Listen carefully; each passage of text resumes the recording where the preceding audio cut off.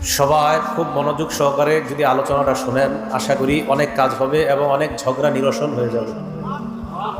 সেটা হলো, আমরা যারা নামাজ পড়ি, কেন এমনি নামাজ পড়ি?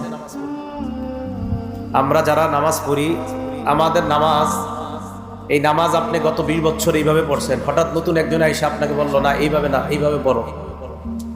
এখন আপনি যদি গত 20 বছর সঠিক পড়ে থাকেন, তাহলে নতুন দাওয়াত কেন নিবেন? নতুন যে দাওয়াতটা মনে করেন এটাও সঠিক, নতুন দাওয়াতটা যে ভুল তা বলছি না, নতুনটাও সঠিক।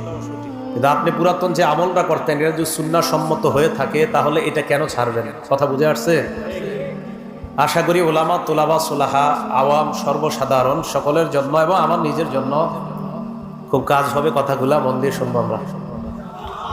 সূরা মাইদার 6 নম্বর আয়াতে আল্লাহ বলেন, ইয়া আইয়ুহাল্লাযীনা আমানু ইযা কুমতুম ইলাস সালাহ, হে ঈমানদারগণ, যখন তোমরা নামাজের ইচ্ছা করো, ফাগসিলু ওয়ুজুহাকুম ওয়া আইদিয়াকুম ইলাল মারাফিক, চেহারা ধৌত করো, 2 হাত কনুই পর্যন্ত ধৌত করো। ওয়ামসাহু বিরুউসিকুম, মাথা মাসাহ করো।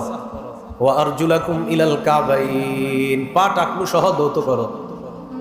ওয়া ইন কুনতুম জুনুবান ফাত্তাহহারু, আর যদি গোসল ফরজ হয়, তাহলে গোসল, এই ফরজ গোসলটা করে ভালোভাবে পবিত্রতা অর্জন করো। তাহলে নামাজ পড়ার ইচ্ছা যখন করব আমরা, নামাজের আগে পবিত্রতা অর্জন করা, এটা হলো জরুরি বিষয়। নামাজের আগে, 5 ওয়াক্ত নামাজের আগে আমাদের ওযু করতে হয়, আবার ফরজ গোসল হলে গোসল করতে হয়। তো এটা সবসময় প্রয়োজন হয় না, কি ওযুটা সবসময় প্রয়োজন হয়। তিরমিজি শরীফের 1 নম্বর হাদিসের বর্ণনা, ক্বালা রাসূলুল্লাহি সাল্লাল্লাহু আলাইহি ওয়াসাল্লাম, লা তুকবালু সালাতুন বিগাইরি তুহুর। রাসূল আকরাম সাল্লাল্লাহু আলাইহি ওয়াসাল্লাম ইরশাদ করেন, পবিত্রতা অর্জন ছাড়া নামাজ কবুল করা হয় না।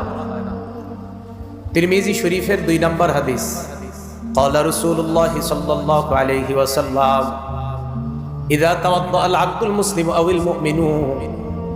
রাসূল আকরাম সাল্লাল্লাহু আলাইহি সাল্লাম বলেন, কোন মুসলমান অথবা ঈমানদার যখন ওযু করে, ফাগসালা ওয়াজহা, যখন ওযু করার সময় চেহারা ধৌত করে, খরাজা মিন ওয়াজহিহি কুল্লু খাতিআতিন নাযারা ইলাইহা বিআইনাইহি, এই 2 চোখ দিয়া যত গুনাহ করে, চেহারার এই পানিগুলা যখন পড়ে, মাআল মাই আও মা আখিরি কতরিল মা, এই শেষ ফোঁটা পানির সাথে এই নজরের গুনাহগুলা ঝরে পড়ে যায়। এই জন্য চেহারা যখন আমরা ধৌত করব ওযুতে, গুরুত্ব সহকারে এই আমলটা করা।